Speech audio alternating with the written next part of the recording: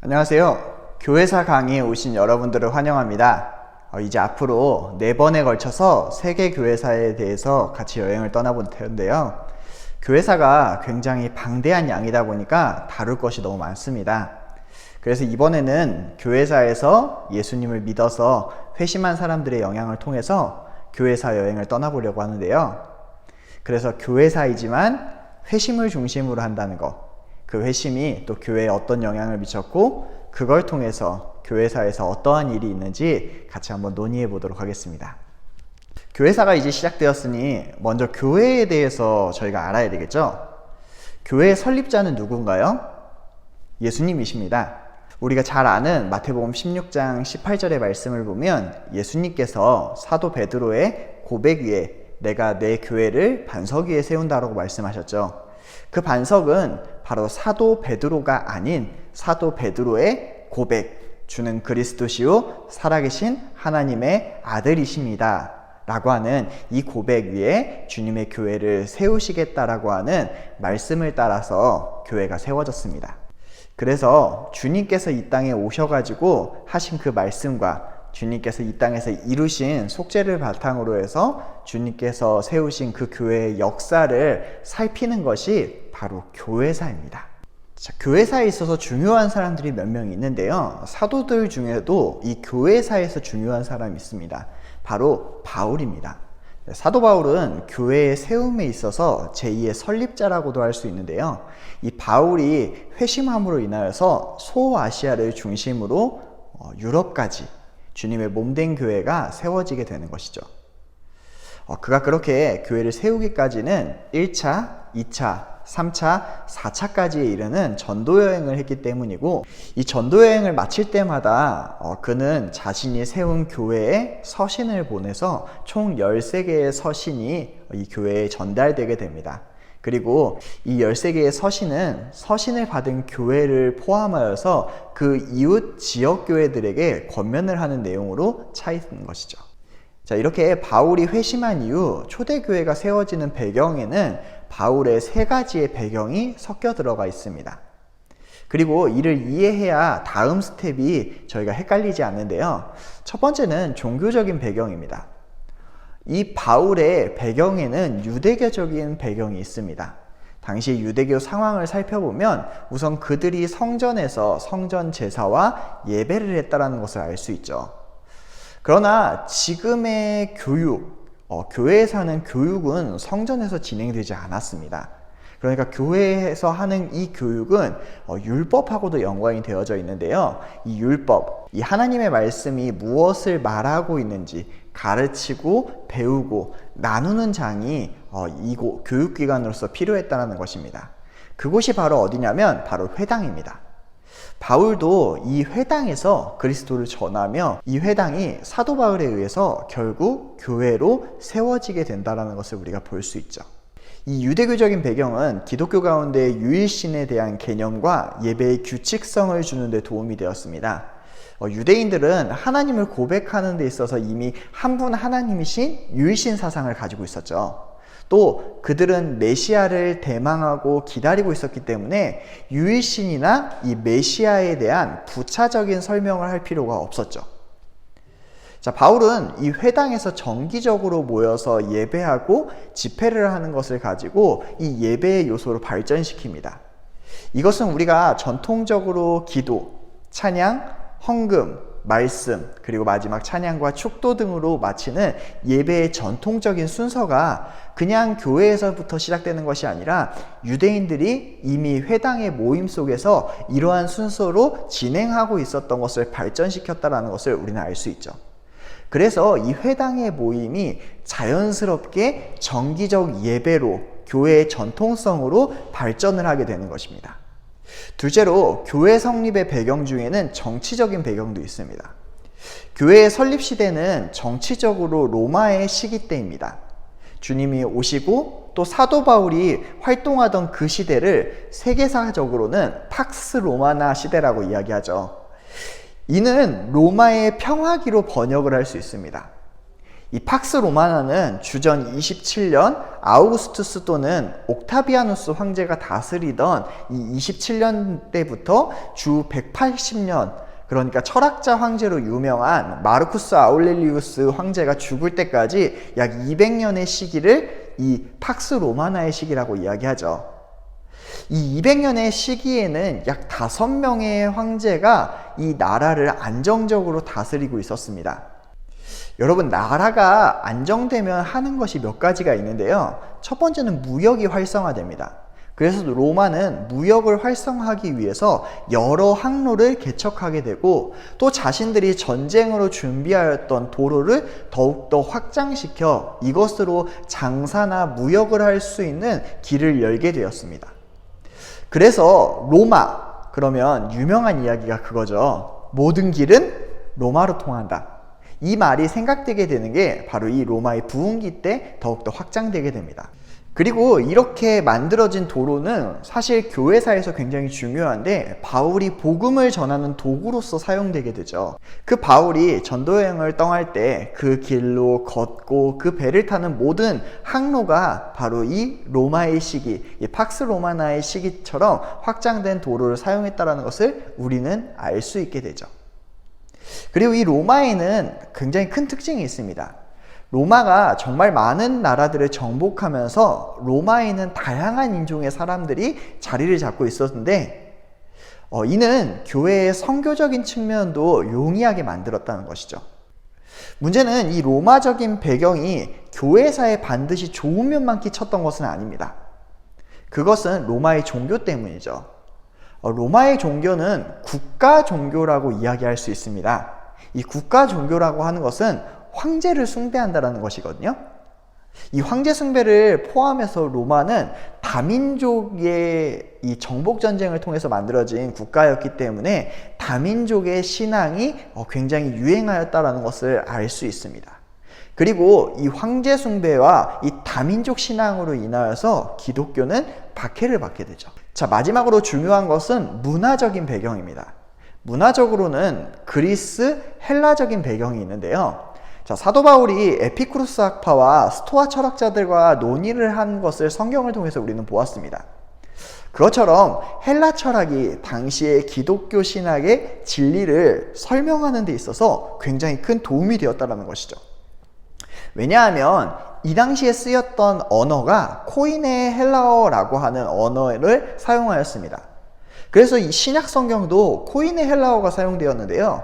이 당시 사람들이 사용하는 가장 흔한 언어이고 모든 사람들과 나눌 수 있는 공용어이며 많은 사람들의 사상을 담고 있는 이 언어가 바로 코이네 헬라어입니다.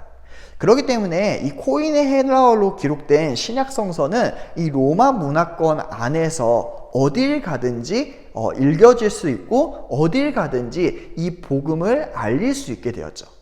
그러니까 이 문화권인 기본적인 언어의 통일로 말미암아 이 복음을 알릴 수 있는 쉬운 도구가 되었다라는 것입니다. 자, 이렇게 이야기를 하면 기독교 성립에 있어서, 그러니까 즉 교회가 세워지는 데 있어서 이러한 배경들이 있었고 이 배경들을 종합해서 발전해서 교회가 세워졌다라고 오해하기 쉽습니다.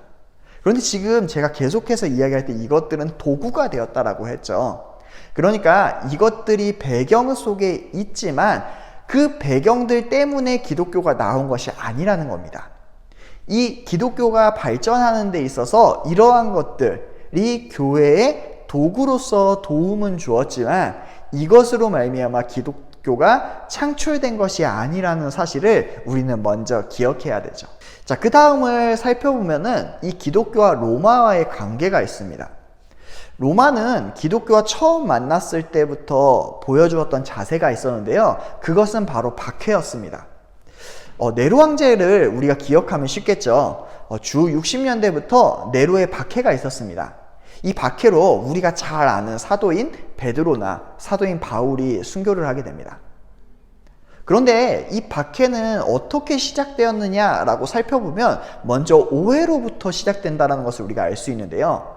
그래서 교회가 박해에 대해 어떻게 대응해야 되는가 라는 것이 바로 초대교인들의 과제 중에 하나였습니다. 그래서 교회는 이러한 대응으로 두 가지 모습을 보여주는데, 첫 번째는 변증이고 두 번째는 순교입니다. 첫 번째 성도들이 보여준 것은 순교였습니다. 우리는 순교를 단순히 그리스도를 위해서 죽는 것이라고 생각을 하죠. 그런데 순교는 사실 자신의 신앙을 변증하고 그 변증을 어디까지 할 수 있는지를 보여주는 가장 높은 단계의 변증입니다. 이 당시에 박해가 일어난 원인 중에 하나는 로마에 오직 주는 황제밖에 없다라고 이야기하였는데, 그리스도인들이 황제가 주가 아니라 예수님이 주라고 이렇게 부르고 있으니까, 예수님을 믿지 않는 사람들은, 이 예수님을 믿는 사람들이 국가에 대해서 충성하지 않고 다른 황제를 섬긴다라고 하는 오해를 가지게 되는 것이죠. 그래서 이런 것에 대해서 사람들이 자신의 목숨을 바쳐서 변증을 하는 것입니다. 그렇다면 변증은 무엇일까요? 이 변증은요, 우리의 신앙에 대해서 다른 사람들이 이해하도록 설명하는 것을 뜻합니다. 우리는 예수님을 주라고 부르는 게 맞습니다. 그런데 그 의미 가운데에서 우리가 예수님을 주라고 부르는 건 맞지만, 군대를 포함한 복무와 나라에 충성도 하고 있고, 또 황제를 위해서 기도도 하고 있고, 공공적인 것에 대해서 우리가 봉사도 하고 이 사회생활을 충분히 하기 때문에 우리의 신앙이 잘못되지 않았다라는 것을 설명하는 것이죠. 그 설명이 철학적이 될 수도 있고요, 그 설명이 설명이 될 수도 있고요, 그 설명이 이해가 될 수도 있습니다.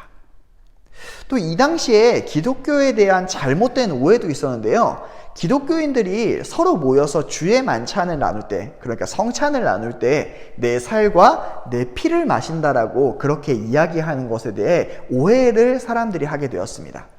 사람들은 이것을 진짜 사람을 잡아먹는 식인행위라고 오해하였는데요, 이것으로 말미암아 이 사람들이 박해를 받게 되죠. 또 로마는 다신교인데 유일신을 섬기는 것은 그들에게 있어서 마치 무신론과 같은 겁니다. 그래서 로마인들이 기독교인들을 무신론자라고 이야기하는 거죠. 왜? 한 신만 섬기냐? 너는 신을 믿지 않고 있다라는 겁니다. 자, 변증은 여기에 대해서 그렇지 않고 우리가 어떤 하나님을 믿고 있는가, 우리는 유일신 하나님을 믿고 있다라는 것을 설명하게 되는 거죠. 그래서 이 사람들은 이것에 대해서 설명도 하고 자신의 목숨을 바치면서 이 진리가 참이라는 것을 보여주며 자신의 신앙을 거부하지 않는 변증의 최고봉인 순교까지 하게 되는 것입니다. 우리는 이렇게 변증을 하는 사람들을 뭐라고 부르냐면 변증가라고 부르는데요, 이 변증가 중에 대표적인 사람이 있는데 그 사람이 바로 순교자 저스틴입니다. 이분은 철학을 통해서 자신의 구도의 길을 걷기 위해 노력을 했던 사람입니다. 그래서 정말 많은 이 사람은 철학을 접하게 됐어요. 스토아 학파로 먼저 시작을 해서 나중에 플라톤 철학에 이르기까지 그 가운데서 어떻게든 진리를 찾고 어떻게든 구도의 길을 찾기 위해서 노력했던 사람입니다. 그런데 정말 많은 철학을 이 사람이 접했지만 이 사람이 끝끝내 진리를 찾지 못했어요. 그러다가 이 사람이 기독교를 알게 되고 예수님을 알게 되면서 회심을 하게 되었는데, 이 사람이 회심한 이후에 참 놀라운 일을 합니다. 그것이 뭐냐면 자신이 지금까지 배웠던 철학들을 가지고 세상에 기독교 신앙을 변증하기 위해서 노력했던 것이죠. 우리는 여기에서 알아야 되는 것이 있습니다. 우리의 신앙은 하나님을 아는 지식입니다. 그렇기 때문에 이것을 이야기해 주지 않으면 사람들이 이해할 수 없고 오해할 수밖에 없다는 것을 우리는 알아야 됩니다. 그렇기 때문에 신앙은 전달되어야 되는 것이고, 그렇기 때문에 우리 스스로가 신앙을 잘 알아야 되는 것이죠. 그리고 이 신앙이 자신의 목숨을 가지고 지킬 만큼 가장 참 진리이며 우리를 구원하는 것이라는 것을 보여주는 것이라는 걸 우리는 반드시 알아야 됩니다. 자, 이런 상황들 가운데서 교회는 4세기 들어서 새로운 전개를 맞이하게 됩니다. 그것이 뭐냐면 313년에 있었던 밀라노 칙령인데요. 이는 콘스탄틴 대제가 기독교인들이 신앙을 가질 수 있도록 신앙의 자유를 준 사건입니다. 이 칙령이 기독교에 있어서 굉장히 큰 획이 됐는데요.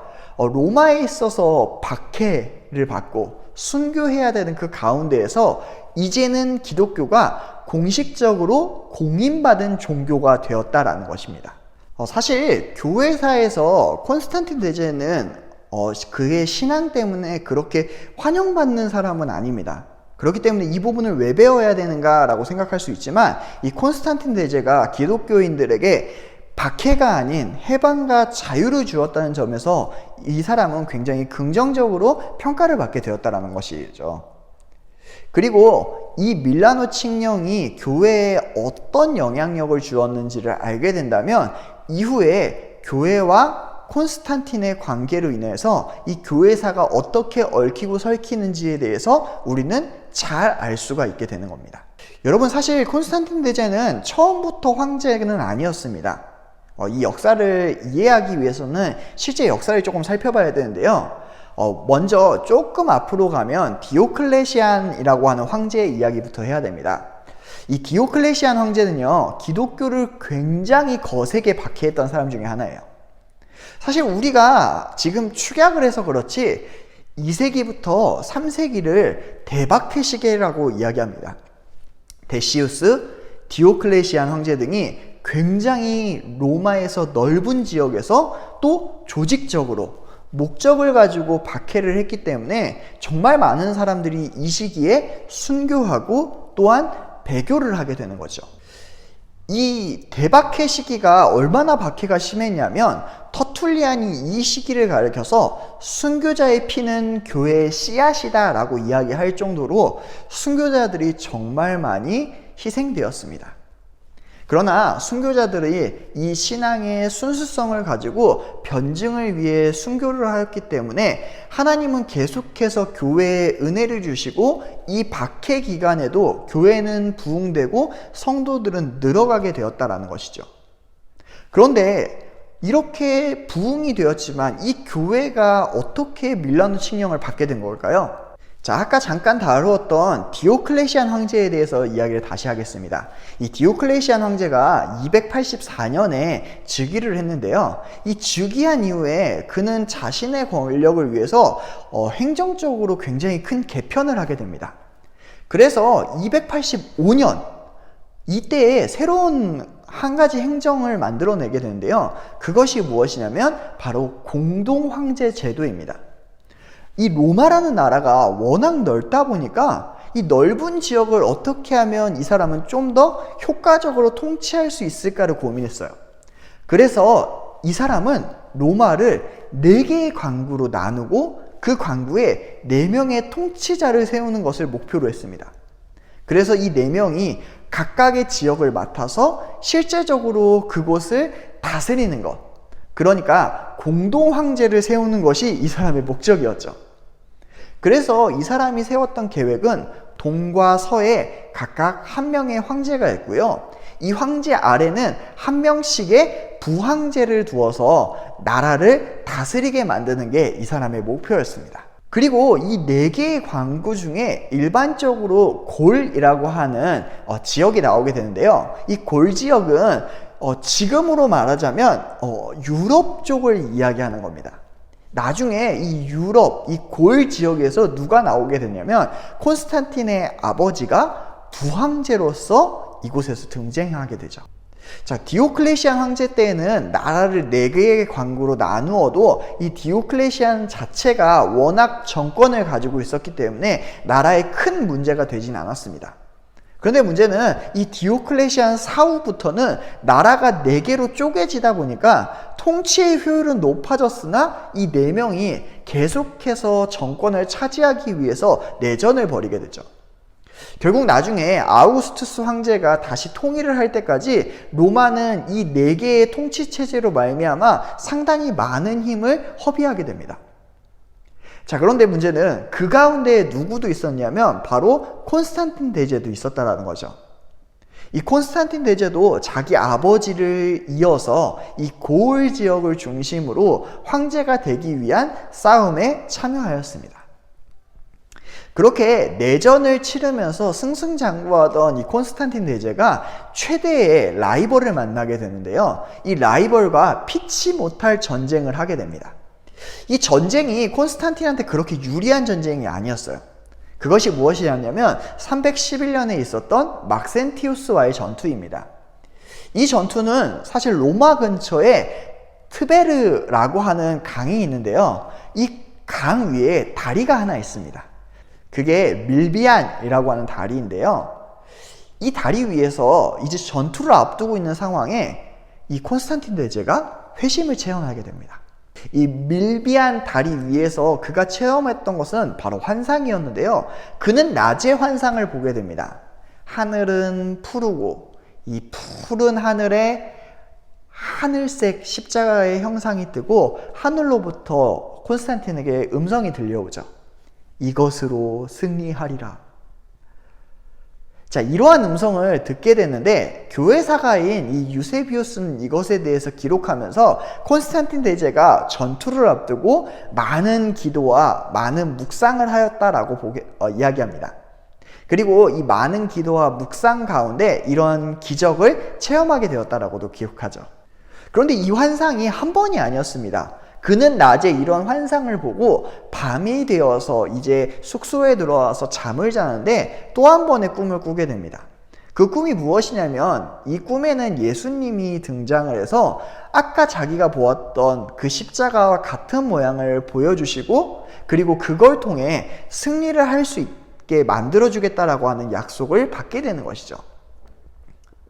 그래서 이 부분, 환상과 꿈이라는 이 부분 때문에 역사가들은 이 부분이 신빙성이 있네 없네 라고 이야기를 하지만 콘스탄틴 대제가 이 환상과 꿈을 통하여서 기독교 신앙인들과 논의를 하게 된 것은 사실이고 결국 기독교 신앙에 대한 것을 콘스탄틴 대제가 배우게 되고 이후에 그가 승리하게 되면서 그가 회심을 하게 되었다라는 것이 바로 역사적인 진술입니다.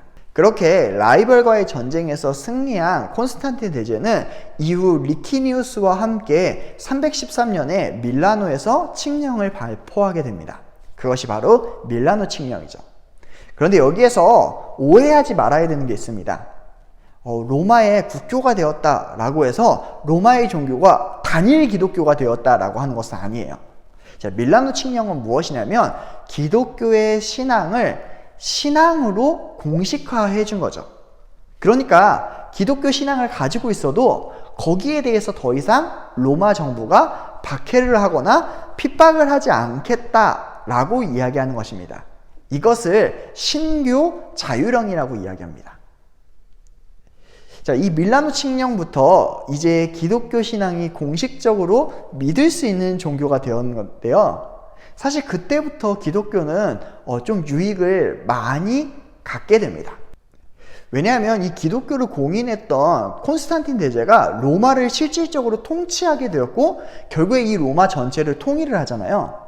그가 유일한 황제로 이렇게 등극을 하면서 그가 가지고 있는 신앙들을 대부분의 사람들이 우호적인 태도로 바라보기 시작했기 때문이죠.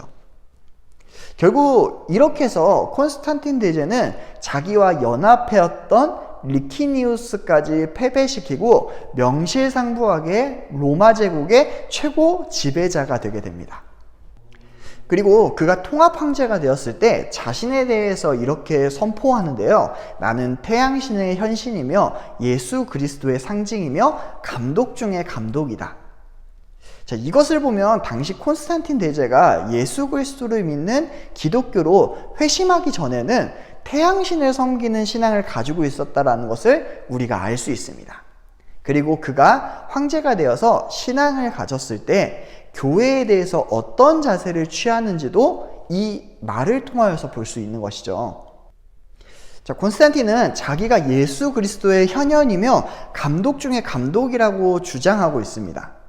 자, 이것은요 굉장히 중요한 말인데요. 앞으로 교회가 정치권과 관련된 모습 속에서 어떠한 모습을 가질지를 분명하게 보여준 말입니다. 이제부터 교회엔 황제의 적극적인 참여가 들어가게 되는 것이죠. 그것이 정확하게 이루어진 것은 바로 325년입니다. 자, 325년에는 니케아 종교회의가 있었습니다. 이 니케아 종교회의가 소집이 되는데요. 이 니케아 종교회의를 소집하는 사람이 바로 콘스탄틴입니다. 우리는 이걸 통해서 두 가지를 알 수 있습니다. 첫 번째로는 신앙적인 차원에 있어서 당시 예수님에 대한 이해가 있었기 때문에 그는 신앙적인 차원으로 접근을 해서 교리를 정리하고 해결하려고 하는 신앙을 가지고 있었다라는 것이 첫 번째고요. 두 번째로는 당시 그가 통일을 이루었던 로마가 이 교회마저 통일을 이루어야 되는데 교회 내의 논쟁으로 말미암아 이렇게 갈라지는 것을 볼 수 없어서 그는 순수한 정치적인 목적을 가지고 교회 회의를 열었다라고 주장하는 사람들이 있습니다. 자, 그런데 문제는 이 두 가지 요소가 다 틀렸다라고 이야기할 수 없어요. 아니, 오히려 두 가지 요소가 다 맞다라고 보는 것이 맞습니다. 이 말인즉 황제가 이제는 신앙적인 요소에 정치적인 요소를 가지고 교회에 대해서 그의 황제권을 행사할 수 있는 시대가 되었다라는 것이죠. 그런 면에 있어서 이제부터 교회는 정치권자, 그러니까 정치적인 사람들과의 연합과 연결을 부정할 수 없는 그런 시대를 맞이했다라는 겁니다. 또 이것은 나중에 교회 역사에도 영향을 많이 미치는데요. 콘스탄틴 대제의 최고의 치적이라고 할 수 있는 게 무엇이냐면 바로 콘스탄티노플 천도입니다. 이것은 330년에 있었는데요. 콘스탄틴 대제가 왜 로마를 놔두고 콘스탄티노플로 천도를 했을까? 이것에 대해서 여러 가지 역사적인 평가가 있습니다. 아마도 지금까지 로마, 그러니까 이 로마는 동방 쪽에 대해서 조금 관심이 없었다라고 생각했을지도 몰라요. 그래서 이 동방 쪽에도 조금 관심을 두고 싶고 동서양의 조화를 조금 이루기 위해서 동과 서의 중간인 이스탄불로 수도를 옮겨서 그것을 콘스탄틴의 도시라고 부르며 콘스탄티노플이라고 이름을 짓고 새로운 행정도시로 세우게 됩니다. 그런데 문제는 이것이 교회사적으로는 굉장히 좋았지만 나중에 동로마와 서로마가 나눠지는 계기도 바로 이 콘스탄티노플 때문입니다. 자, 이 동로마와 서로마가 나눠지게 되었다는 것은 400년대에 들어가면 이게 심화가 되는데요. 이 400년으로 가는 그 기간 동안 동로마는 동로마 나름대로 콘스탄티노플을 중심으로 신앙을 유지해 갑니다. 또 476년에 서로마가 멸망하는데요. 이 서로마는 또 로마를 중심으로 서로마 교회라고 하는 전통을 유지해가는 것을 우리가 볼 수 있습니다. 자, 다시금 앞으로 돌아와서 콘스탄틴 대제가 337년에 드디어 임종을 하게 되는데요. 임종 가까이에 그가 세례를 받습니다. 그래서 그는 세례를 받기 위해 당시에 디코메디어의 감독이었던 유세비우스라고 하는 감독을 불러서 세례를 받게 되죠. 그가 세례를 이렇게 늦게 받았던 이유는 이 당시만 해도 이전까지 있었던 죄가 세례를 받으면 모두 사해진다라고 하는 신앙을 가졌기 때문입니다. 그러니까 세례 이후에 지은 죄에 대한 확신이 없었던 것이죠. 그래서 세례를 어떻게 하는 겁니까? 미뤄온 겁니다. 그리고 이러한 신앙은 이 교회의 역사에도 굉장히 큰 영향력을 주게 되는데요. 이것으로 말미암아 사죄에 대한 교리와 성례가 발전되게 되고요. 그리고 이것이 나중에 중세교회의 칠성례의 하나인 고해성사로 이렇게 발전하게 되는 이유가 되기도 합니다.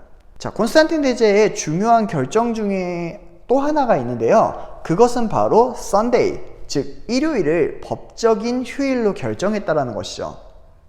여기에 대해서도 굉장히 많은 해석이 있고 논란이 있습니다. 특히나 이 콘스탄틴이 이교도적인 제도를 가지고 들어와서 안식일을 폐지하고 자신이 정한 마음대로의 요일대로 이 예배를 정해서 그의 사상과 예배는 잘못되었다. 현대의 교회가 드리는 예배도 잘못되었다라고 주장하는 사람들이 있습니다. 특히나 그가 태양신에 심취하였고 태양신을 섬기고 있었기 때문에 그래서 썬데이, 태양을 상징하는 이 날을 예배일로 정했다라고 주장하는 사람들이 있는데요. 사실 그것은 틀렸습니다. 사실 주일 논쟁은요, 콘스탄틴이 정한 게 아닙니다. 성경에 보면요, 주일날, 그러니까 안식 후 첫날 그리스도인들이 모여서 예배를 드렸다라는 것을 우리가 볼 수가 있고요. 또 박해 당시에 교부들의 저작을 봐도 안식일이 아닌 주일날 모여서 예배했던 것을 우리가 볼 수 있습니다. 그러니까 콘스탄틴이 이것을 정하기 이전부터 교회는 이미 주일날 예배를 드렸다라는 것이죠. 그리고 이 콘스탄틴이 이것을 공식적으로 결정하면서 예배를 드리는데 편의를 더 제공했다라고 보는 것이 맞다라는 겁니다.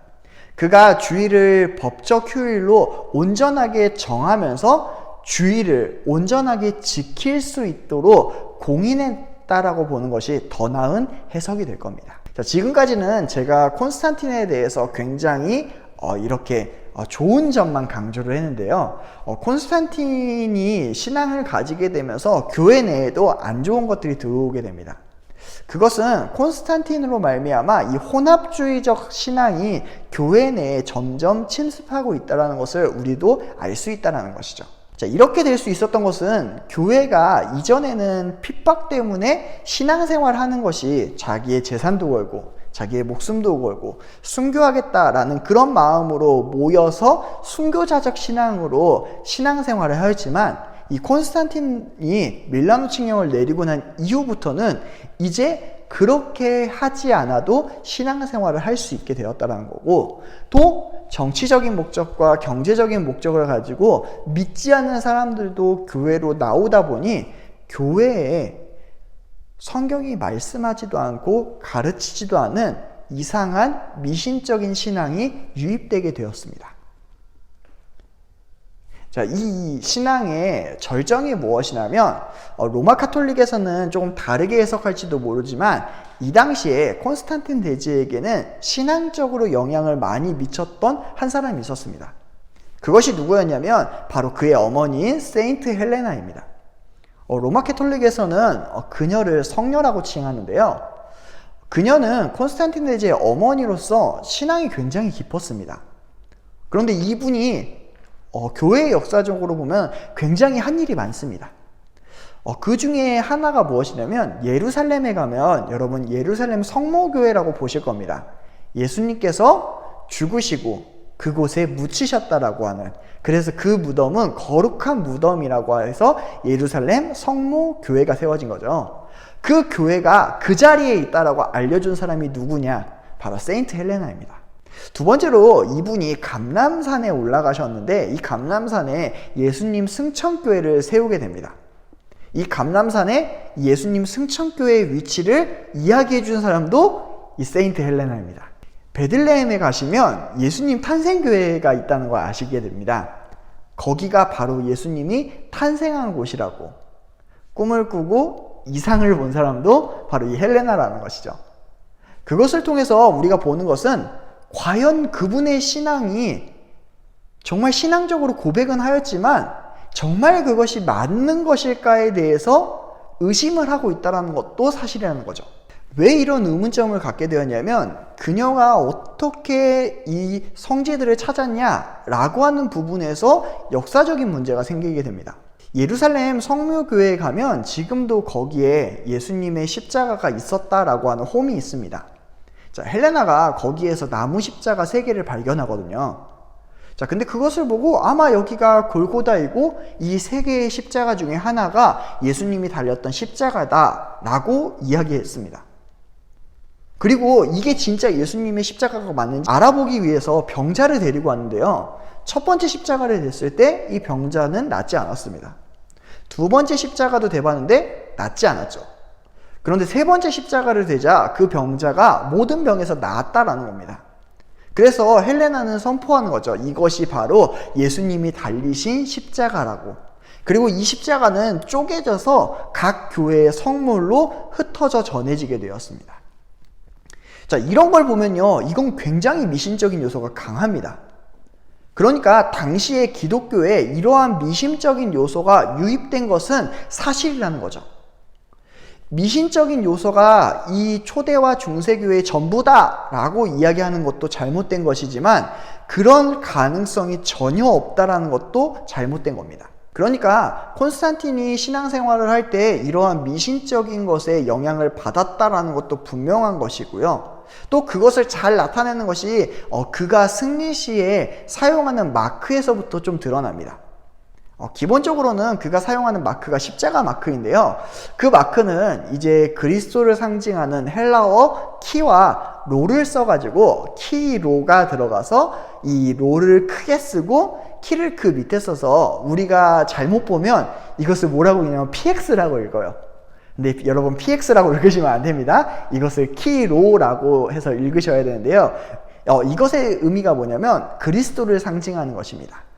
자, 그러한 마크를 붙이고 이 사람이 승리했다라는 거죠.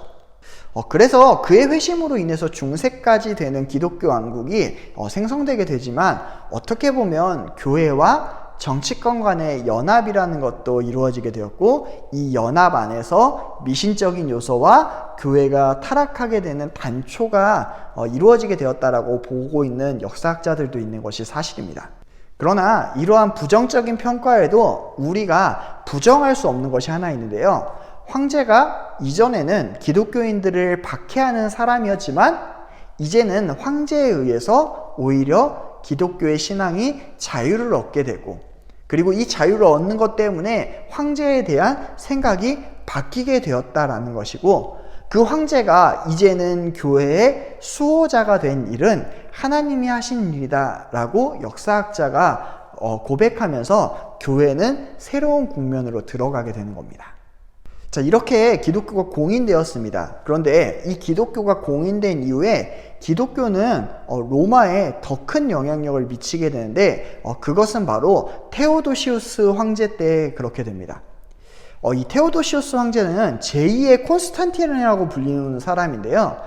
그는 교회에 대해서 어떻게 보면 굉장히 애정이 있었고 신앙이 있는 황제로 불려지게 됩니다. 그는 379년에 황제로 등극을 하게 되는데요. 그리고 나서 382년에 기독교를 로마의 유일한 종교로 선포하게 됩니다. 그러니까 밀라노 칙령에 이어서 이때 기독교가 완전한 로마의 종교가 되는 것이죠. 자, 이제 완전한 단일 종교, 국교의 시대가 열리게 되었습니다.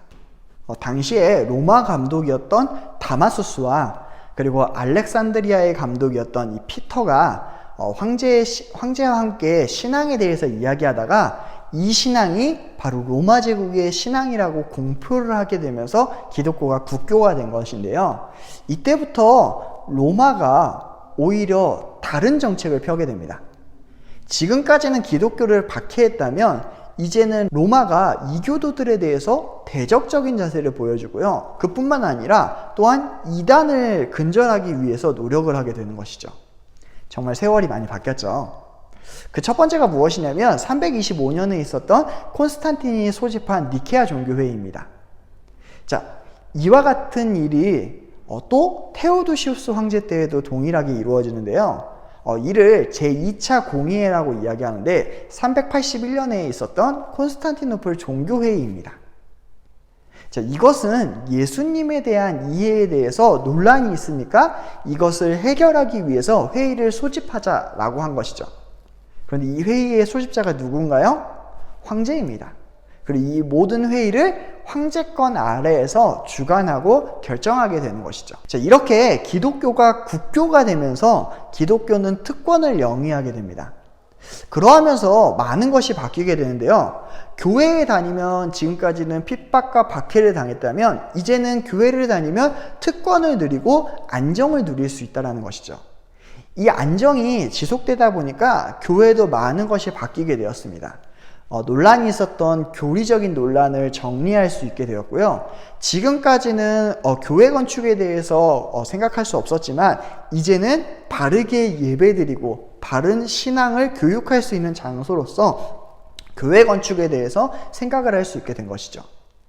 특히나 이 교리적인 정리가 중요한 것은 예수님이 어떤 분이신지에 대해서 전통적인 신앙을 우리가 가질 수 있게 된 것이 바로 이 시기의 정립 때문입니다.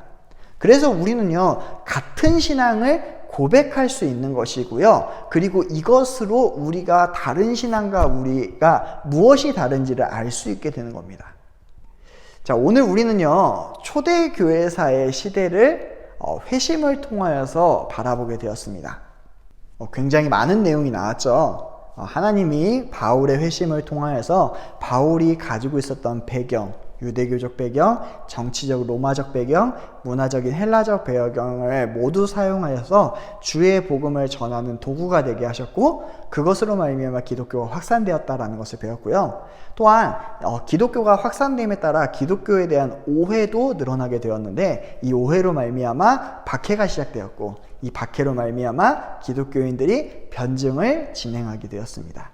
그리고 변증의 최고봉인 순교로서 기독교가 목숨을 걸고 지킬 만한 참 진리라는 것을 그들의 신앙으로 보여주었죠. 자, 그리고 한참이 지나서 콘스탄틴 대제가 회심을 하게 되는데, 이 콘스탄틴 대제의 회심으로 말미암아 이제 교회가 정식적으로 인정받게 됩니다. 그리고 이 교회는 향후에 국교, 단일 국교로 공인받게 되죠. 자, 이 단일 국교로 공인받게 되면서 이제부터 교회의 권세와 세속의 권세가 함께 연합을 하게 되고, 이런 분위기 속에서 교회는 특권을 누리게 됩니다. 자, 이 특권을 누리는 동안 교회 안에는 미신적인 요소들도 유입되게 되었고요. 또 이런 미신적인 요소들과 더불어서, 그렇기 때문에 바른 교리를 정립하기 위해서 교리가 정립되고, 또 바른 교육을 위한 교회 건축에 신경을 쓰게 되었다는 것을 우리가 배웠습니다. 자, 오늘 강의를 이제 마치려고 합니다. 굉장히 많은 내용이 담겨져 있었는데요.